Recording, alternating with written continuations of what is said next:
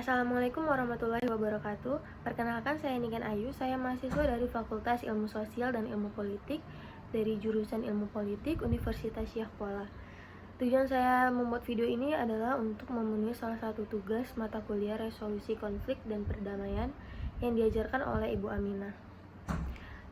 Saya di sini ingin menjelaskan sedikit mengenai konflik menurut para ahli. Yang pertama ada dari Surjono Sukanto. Ia mengatakan bahwa konflik adalah suatu keadaan pertentangan antara dua pihak untuk memenuhi tujuan dengan cara menentang pihak yang lain. Selanjutnya, menurut Robbins, konflik merupakan proses sosial dalam masyarakat yang terjadi antara pihak yang berbeda kepentingan untuk saling memberikan dampak negatif, yang artinya pihak-pihak yang berbeda tersebut senantiasa memberikan perlawanan. Selanjutnya ada dari A. Banes. Ia mengatakan bahwa konflik adalah keadaan di mana masyarakat yang mengalami kerusakan keteraturan sosial yang dimulai dari individu atau kelompok yang tidak setuju dengan pendapat dan pihak lainnya, sehingga mendorong terjadinya perubahan sikap, perilaku, dan tindakan atas dasar ketidaksetujuannya. Lalu ada dari Takwiri dan Davis yang mengatakan bahwa konflik adalah warisan kehidupan sosial yang terjadi dalam berbagai keadaan sebagai akibat dari bangkitnya keadaan ketidaksetujuan, kontroversi, dan pertentangan di antara dua pihak atau lebih secara terus-menerus. Lalu ada menurut Lewis Coser, konflik adalah perjuangan nilai atau tuntutan atas status dan merupakan bagian dari masyarakat yang akan selalu ada. Sehingga apabila ada masyarakat, maka akan terjadinya muncul konflik. Jadi dapat disimpulkan di sini bahwa konflik merupakan pertentangan antara dua orang atau lebih dan akan selalu terjadi secara terus dan menerus. Selanjutnya saya akan membahas mengenai faktor terjadinya konflik. Yang pertama ada perbedaan antara individu-individu.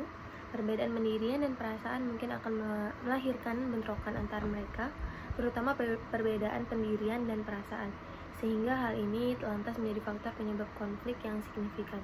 Contohnya seperti misalnya kita sedang berada di suatu forum, maka beberapa orang memiliki perbedaan pendapat dan beberapa orang lainnya tidak setuju atas pendapat yang saling mereka lontarkan, sehingga dapat terjadinya konflik.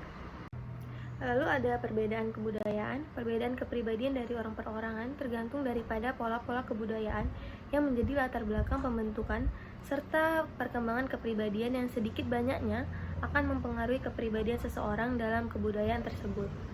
Misalnya ada kebudayaan Aceh dan kebudayaan yang ada di Jawa itu sangat berbeda, yang bisa jadi mengakibatkan konflik antar ras. Lalu yang ketiga ada perbedaan kepentingan. Perbedaan kepentingan antara individu maupun kelompok merupakan sumber lain dari pertentangan baik kepentingan ekonomi, politik, maupun yang lainnya. Selanjutnya ada perubahan sosial, yang mana perubahan sosial berlangsung dengan cepat untuk sementara waktu akan mengubah nilai-nilai yang ada di dalam masyarakat yang dapat menyebabkan munculnya golongan-golongan yang berbeda pendiriannya, dan sudah pasti hal tersebut dapat memunculkan terjadinya konflik.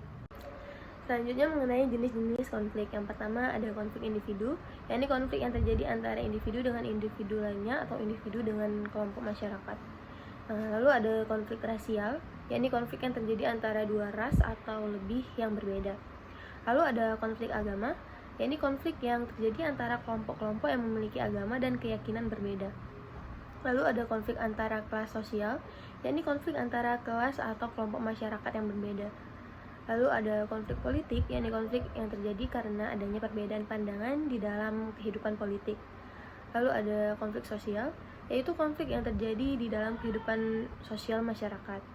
Yang terakhir ada konflik internasional, yakni konflik yang terjadi antar negara di dunia secara global. Selanjutnya saya akan membahas mengenai akibat terjadinya konflik menurut Surjono Sukanto. Yang pertama, bertambahnya solidaritas in-group. Apabila suatu kelompok bertentangan dengan kelompok lain, maka solidaritas dalam kelompok tersebut akan bertambah erat. Yang kedua, hancurnya atau retaknya kesatuan kelompok. Pecahnya persatuan dalam kelompok apabila pertentangan dalam suatu kelompok itu terjadi.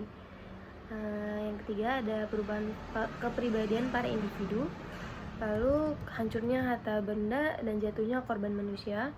Yang kelima, akomodasi, dominasi, dan takluknya salah satu pihak. Lalu saya akan membahas mengenai cara untuk menyelesaikan konflik menurut Surjono Sukanto. Yang pertama ada paksaan, penyelesaian konflik dengan cara memaksa dan menekan pihak lain agar menyerah. Paksaan merupakan suatu cara di mana salah satu pihak berada di dalam keadaan yang lemah bila dibandingkan dengan pihak yang lain. Cara ini sering kurang efektif karena salah satu pihak harus mengalah dan menyerah secara terpaksa. Yang kedua ada kompromi, suatu cara di mana pihak-pihak yang terlibat saling mengurangi tuntutannya agar tercapai suatu penyelesaian terhadap perselisihan yang ada. Yang ketiga ada arbitrasi, merupakan suatu cara untuk mencapai suatu kesepakatan di antara kedua belah pihak. Pihak ketiga mendengarkan keluhan kedua pihak dan berfungsi sebagai hakim yang mencari pemecahan masalah tersebut. Yang keempat ada mediation atau penengahan, menggunakan mediator yang diundang untuk menengahi sengketa. Mediator dapat membantu mengumpulkan fakta, menjalin komunikasi yang terputus, menjernihkan dan memperjelas masalah, serta melapangkan jalan untuk pemecahan masalah secara terpadu. Yang kelima ada konsiliasi, merupakan suatu usaha untuk mempertemukan keinginan-keinginan dari pihak-pihak yang berselisih demi tercapainya suatu persetujuan bersama.